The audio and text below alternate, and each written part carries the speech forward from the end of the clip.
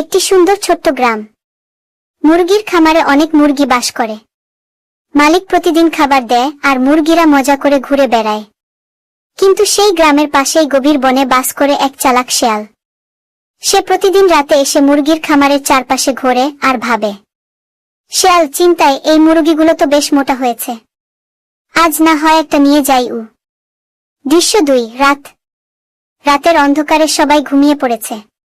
শেয়াল ধীরে ধীরে খামারের কাছে আসে।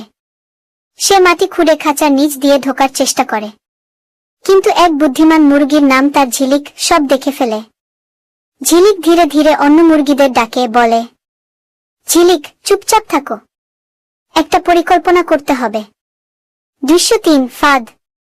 ঝিলিক ও তার বন্ধু মুরগিরা তাড়াতাড়ি একটা ছোট দড়ির ফাঁদ বানায় খাঁচার ভেতর। তারা কিছু খাবার রেখে দেয় ফাঁদের পাশে। শেয়াল ফাঁদের ভিতর ঢুকেই খাবার খেতে যায়। ছটাক! দড়ি টেনে ধরে ফেলে তার লেজ। শেয়াল ছটফট করে কিন্তু বেরোতে পারে না। দৃশ্য 4, সকাল।